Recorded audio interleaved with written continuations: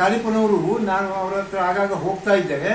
ಅವ್ರು ಹೋದಾಗಲೆಲ್ಲ ನನ್ನ ತಲೆಗೆ ಒಂದು 10 ಸಾರಿ ಕೈ ಇಟ್ಟು ಆಶೀರ್ವಾದ ಮಾಡ್ತಾ ಇದ್ರು. ನೀನು ಮುಂದಕ್ಕೆ ಒಳ್ಳೇದು ಮಾಡಬೇಕು, ಒಳ್ಳೇದಾಗುತ್ತೆ, ದೇವರು ನಿನಗೆ ಒಳ್ಳೇದು ಮಾಡ್ತಾನೆ, ದೇವರಿಂದ ಒಳ್ಳೆಯದನ್ನ ಮಾಡ್ತಾನೆ ಅಂತ ಹೇಳುವಂತ ಒಂದು ಇದನ್ನು ಕೊಡ್ತಾ ನನಗೆ ಒಂದು ಭರವಸೆ ಕೊಡ್ತಾ ಇದ್ರು. ಮತ್ತೆ ಗುರು ಹಿರಿಯರ ನಾನು ನನ್ನ ದೇಶದಾದ್ಯಂತ ಸುತ್ತಾಡಿ ಸುಮಾರು 4,000 ಗ್ರಂಥಗಳನ್ನು ಸಂಗ್ರಹಿಸಿದ್ದೇನೆ. ಆ ಗ್ರಂಥಗಳ ಆಧಾರ ಅಂದ್ರೆ ಅದರಿಂದ ತಿಳ್ಕೊಂಡ ಜ್ಞಾನವನ್ನ ಎಲ್ರಿಗೂ ಹಂಚೋಣ ಅಂತ ಹೇಳಿ. ನಾನು ಒಬ್ಬರೇ ತಿಳ್ಕೊಳ್ಳೋದು ಸುಮ್ಮನೆ ಇಟ್ಕೊಂಡದಕ್ಕೆ ಬೆಲೆ ಇಲ್ಲ, ನೆಲೆನೂ ಇಲ್ಲ, ಎಲ್ರಿಗೂ ತಿಳಿಸೋಣ. ಅದೇ ನನ್ನ ಮುಖ್ಯ ಉದ್ದೇಶ. ಅದನ್ನ ನಾನು ಸಾಧ್ಯವಾದಷ್ಟು ಮಾಡಲಿಕ್ಕೆ ಪ್ರಯತ್ನ ಪಡ್ತದೆ. ಎಲ್ಲರ ಸಹಕಾರವೂ ಬೇಕು. ನಾನು 84ನೇ ಇಸ್ವಿಯಲ್ಲಿ ಮೊದಲೇ ಜೀವನ ಭವ್ಯ ಮಾನವ ಪುಸ್ತಕವನ್ನು ಬರೆದಿದ್ದು. ನಂತರ 88ನೇ ಇಸ್ವಿಯಲ್ಲಿ ನಾನು ಬರೆದ ಗ್ರಂಥಕ್ಕೆ BK ಗೋಕಾಕ್ ಅವರು ಸಹ ಮುನ್ನುಡಿ ಬರೆದಿದ್ದಾರೆ, ಬಹಳ ಮೆಚ್ಚುಗೆ ವ್ಯಕ್ತಪಡಿಸಿ ಬರೆದಿದ್ದಾರೆ. ಆ ನಂತರ ನನ್ನ ಜೀವನದ ಬೇರೆ ಬೇರೆ ರಂಗಗಳಲ್ಲಿ ಬದಲಾಯಿತು. ಆ ನಂತರ ಅದನ್ನು ಪಬ್ಲಿಷ್ ಮಾಡಲಿಕ್ಕೆ ಆಗ್ಲೇ ಇರಲಿಲ್ಲ. ಇವಾಗ ಇದನ್ನು ಬಹಳಷ್ಟು ವಿಸ್ತೃತಗೊಳಿಸಿ ಅದನ್ನು ಈಗಿನ ಜನರೇಷನ್ ಎಲ್ಲ ಇಂಗ್ಲಿಷ್ ಜಾಸ್ತಿ ಓದೋರಾದ್ರಿಂದ ಇಂಗ್ಲಿಷ್ಗೂ ಮಾಡಿಸೋ ಅಂತ ಹೇಳ್ಬಿಟ್ಟು ಮತ್ತೆ ಈ ಪುಸ್ತಕವನ್ನು ಈ ಜಗತ್ತಿನ ಎಲ್ಲಾ ರಾಷ್ಟ್ರಗಳ ನಾಯಕರುಗಳಿಗೂ ಕಳಿಸ್ಕೊಡ್ಬೇಕು, ಇದನ್ನು ಓದಬೇಕು, ಇಂಥ ಗ್ರಂಥಗಳನ್ನ ಓದಿ ನಮ್ಮ ಯುದ್ಧ ನಿಲ್ಲುವಂತಾಗಬೇಕು. ಎಲ್ಲ ಸಂಸಾರಿಗಳು ಸುಖ ಸಂತೋಷ ಶಾಂತಿಯಿಂದ ಜೀವನ ಸಾಗಿಸಬೇಕು. ಪ್ರತಿಯೊಬ್ಬ ಪ್ರಪಂಚದಲ್ಲಿರುವ ಎಲ್ಲಾ ಸಂಸಾರಿಗಳು ಕೂಡ ಓದಿ ಸಂಸಾರವನ್ನ ಸುಖವಾಗಿ ದಾರಿ ಕಂಡುಕೊಂಡು ಆ ರೀತಿಯ ಬದುಕಲಿ ಅಂತ ಹೇಳುವ ಒಂದು ಮಹತ್ವಾಕಾಂಕ್ಷೆ ನಾನು.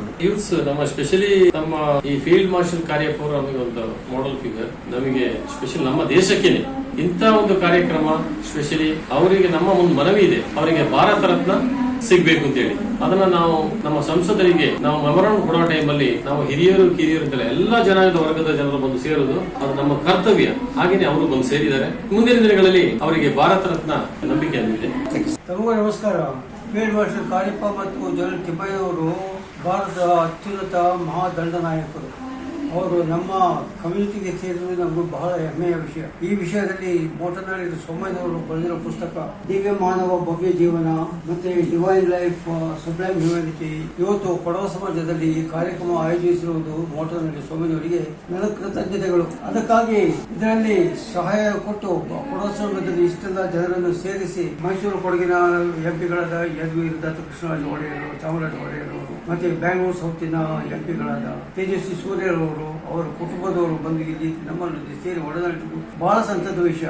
ಕುಡಿಯಲು ಅಂತೀರಾ, ನಮ್ಮ ರಕ್ತದಲ್ಲೇ ಬರ್ತಿರೋದು ಇದು. ಪ್ರತಿ ಮದುವೆಯಲ್ಲೂ ಎಲ್ಲಿ ಹೋದರೂ ಒಂದು ಸಲ ವಾಲಕ ಕೊಟ್ಟು ಶುರುವಾಯ್ತಂದ್ರೆ ಕಾಲು ತನ್ನಾಗಿ ಆಡ್ಬಿಡ್ತಾರೆ. ವಯಸ್ಸೇ ಆಗಿರಲಿ, ಸಣ್ಣ ಮಕ್ಕಳೇ ಆಗಿರಲಿ. ಇದು ಇಂತಹ ಕಾರ್ಯಗಳು ಮುಂದಕ್ಕೂ ಕೊಡಿಸುವುದರಲ್ಲಿ ನಡೆಯಲಿ. ಸೋಮಯ್ಯನವರಿಗೆ ಶತಾಯುಷಿಯಾಗಿ ಇನ್ನಷ್ಟು ಪುಸ್ತಕಗಳು ಬರೆಯಲಿ.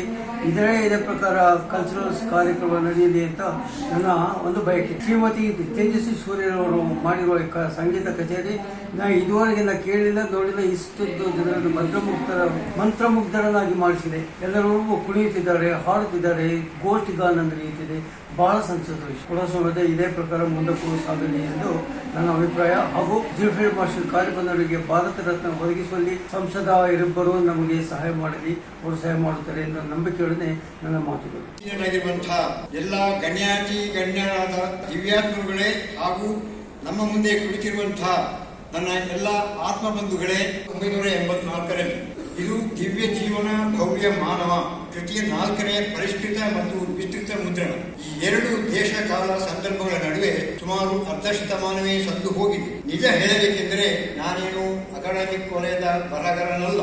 ನಾನು ನೋಡಿದ ಜಗತ್ತು, ಸುತ್ತಲಿನ ಸಮಾಜ, ವ್ಯಾಪಕ ಹೋರಾಟ, ಬದುಕಿನಲ್ಲಿ ಮಾಡಬೇಕಾಗಿರುವಂತಹ ಹಲವು ಕಸವುಗಳು, ಬೆಳೆಸಿಕೊಂಡ ಹಲವು ಕುತೂಹಲಗಳು, ಉನ್ನತೋನ್ನತ ಬದುಕಿಗೆ ನಾನು ಪ್ರಜ್ಞಾಪೂರ್ವಕವಾಗಿ ರೂಢಿಸಿಕೊಂಡ ಮೌಲ್ಯಗಳು, ಅಂತರಂಗದ ನೆಮ್ಮದಿಗೆ ಅರಸನಿಗಾಗಿ ಬಂದ ಆಧ್ಯಾತ್ಮಿಕತೆ, ಬಾಳಿನ ಶ್ರೇಯಸ್ಸಿಗೆ ಬೇತಿರಿಸಿದ ಸಾತ್ವಿಕ ಸಂಸ್ಕೃತಿಯ ಸಸ್ಯಾಹಾರ ಪದ್ಧತಿ, ಮಾಡಿಕೊಂಡು ಬಂದ ಸಜ್ಜನರ ಸಾಹಸಿಗಳ ಮತ್ತು ತಾಪಸಿಗಳ ಸಹವಾಸ, ಮನನ ಮಾಡಿಕೊಂಡು ಆವಹಿಸಿಕೊಂಡ ಪುಣ್ಯ ಪುರುಷರ ಮತ್ತು ಮಹಾಸಾಧಕರ ಜೀವನ ಸಾಧನೆಗಳು, ವಿವೇಕಯುತ ವಿಚಾರಗಳು ನನ್ನಲ್ಲಿ ಹುಟ್ಟಿಸಿದ ಅನುಭೂತಿ, ಇತ್ತೀಚಿನ ವರ್ಷಗಳಲ್ಲಿ ನಾನು ಭೂಮಿತಾಯಿಯ ಒಡಲಿನಲ್ಲಿ ನಡೆಸುತ್ತಿರುವ ಸಾವಯವ ಕೃಷಿ, ಇವೇ ನನ್ನ ಮೂಲ ಸ್ರೋತಗಳು. ಹಾಗೆ ನೋಡಿದರೆ ಬದುಕಿಗಿಂತ ಅತ್ಯುತ್ತಮ ಉತ್ತಮ ವಿಶ್ವವಿದ್ಯಾಲಯ ಯಾವುದು ಇಲ್ಲವೇ ಇಲ್ಲ. ಬೆಂಗಳೂರಿನಲ್ಲಿ ಅಂದರೆ ಹೀಗೆ 50 ವರ್ಷಗಳ ಹಿಂದೆ ಆಶ್ರಮದಲ್ಲಿದ್ದೆ. ಆಗ ಒಂದು ದಿನ ಬೆಳಿಗ್ಗೆ 4 ಗಂಟೆಯ ಹೊತ್ತಿನಲ್ಲಿ ಅಲ್ಲಿ ಅಷ್ಟು ಹೊತ್ತಿಗೆಲ್ಲ ಚೆನ್ನಾಗಿ ಬೆಳಕು ಹರಿದಿರುತ್ತದೆ. ಗಂಗಾ ನದಿಯ ಆ ಕಡೆಯಿಂದ ಜನರು ಸಹಾಯಕ್ಕಾಗಿ ಆರ್ತನಾದ ಹೊರಡಿಸುತ್ತಿದ್ದರು.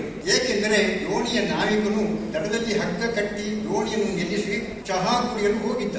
ಆಗ ದೋಣಿಯೊಳಗೆ ಹಾರಿದ ಬುದ್ಧಿಮಾಂದ್ಯನೊಬ್ಬ ದೋಣಿಯನ್ನು ಚಲಾಯಿಸಲು ಶುರು ಮಾಡಿಬಿಟ್ಟ. ಇದರಿಂದ ಜನರು ಆಘಾತಕ್ಕೊಳಗಾಗಿ ಹಾಗೆ ನೆರವಿಗೆ ಮೊರೆಯಿಡುತ್ತಿದ್ದರು. ದೇವರ ದಯೆಯಿಂದ ಆ ದೋಣಿಯನ್ನು ಹರಿದ್ವಾರದಲ್ಲಿ ನಿಲ್ಲಿಸಿ ನಾನಿಲ್ಲಿ ಈ ವೃತ್ತಾಂತವನ್ನು ಹೇಳಿದನಷ್ಟೇ. ಅಂದರೆ ಸಂಸಾರ ಎಂಬ ದೋಣಿಯನ್ನು ನಡೆಸುವಂತಹ ಸತಿಪತಿಯರಿಗೆ ಸುಖಿ ದಾಂಪತ್ಯ ನಡೆಸಲು ಸರಿಯಾದ ತಿಳುವಳಿಕೆ ಬೋಧನೆ ಇಲ್ಲದಿದ್ದರೆ ಅದು ದಡ ಸೇರದು. ನಿಜ ಹೇಳಬೇಕೆಂದರೆ ಇದು ಎಲ್ಲಾ ಕ್ಷೇತ್ರಗಳಿಗೂ ಅನ್ವಯಿಸುವಂತಹ ನೀಡಿರುವಂತಹ ಪ್ರತಿಭೆಗೆ ದೇಶದಾದ್ಯಂತ ಪ್ರಖ್ಯಾತರಾಗಿರುವ ಐರನ್ ಮ್ಯಾನ್ ಖ್ಯಾತಿಯ ಇಂದಿನ ಯುವ ದಂಪತಿಗಳಿಗೆಲ್ಲ ಆದರ್ಶ ದಂಪತಿಗಳಾಗಿರುವ ಬೆಂಗಳೂರು ದಕ್ಷಿಣ ಲೋಕಸಭಾ ಕ್ಷೇತ್ರದ ಸಂಸದರಾದ ಶ್ರೀ ತೇಜಸ್ವಿ ಸೂರ್ಯ ಮತ್ತು ಅವರ ಇವಾಗ ಸಮಯದ ಅಭಾವ ಬಹಳಷ್ಟು ಇದೆ.